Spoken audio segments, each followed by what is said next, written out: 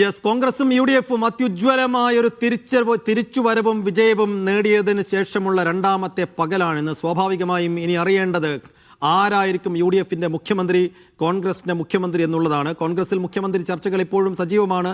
തീരുമാനമെടുക്കുന്നതിനായി AICC നേതൃത്വം കോൺഗ്രസ് MLA-മാരുമായി നാളെ കൂടിക്കാഴ്ച നടത്തും. കോൺഗ്രസിലെ മന്ത്രിമാരുടെ ചർച്ചയും സജീവമാണ്. തിരുവഞ്ചൂരും K മുരളീധരനും PC വിഷ്ണുനാഥും അടക്കമുള്ളവർ മന്ത്രിസ്ഥാനം നിലവിൽ ഉറപ്പിച്ചിട്ടുണ്ട്. മുഖ്യമന്ത്രി ഉടൻ തീരുമാനിക്കുമെന്ന് AICC general secretary KC Venugopal പറഞ്ഞു.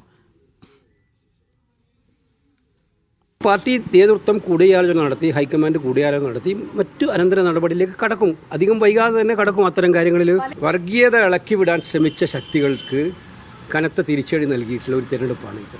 അപ്പോൾ LDFന്റെ ഭാഷ്യമാണിത്.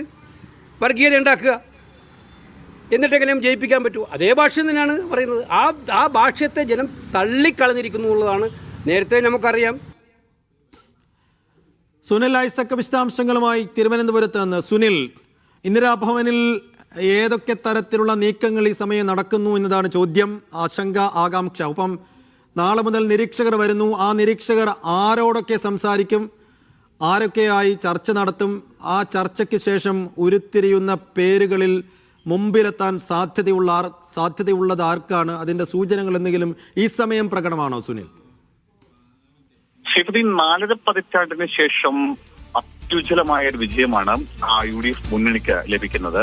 അതുകൊണ്ട് തന്നെ ആ വിജയത്തിന്റെ ശോഭ കളയുന്ന തരത്തിലുള്ള ചർച്ചകളിലേക്ക് അല്ലെങ്കിൽ അത്തരം വിവാദങ്ങളിലേക്ക് പോവാതെ തന്നെ മുഖ്യമന്ത്രിയെ നിശ്ചയിക്കണം എന്ന തരത്തിലുള്ള പൊതു അഭിപ്രായമാണ് കോൺഗ്രസിന്റെ പ്രവർത്തകരിൽ നിന്നും ഒപ്പം മുതിർന്ന നേതാക്കളിൽ നിന്നുമൊക്കെ ഉണ്ടാവുന്നത്. K മുരളീധരൻ അടക്കമുള്ള ആളുകൾ ഇക്കാര്യങ്ങൾ വളരെ വ്യക്തമായി തന്നെ പറയുകയും ചെയ്തു. ആളുകളെ കൊണ്ട് പറയിപ്പിക്കാതെ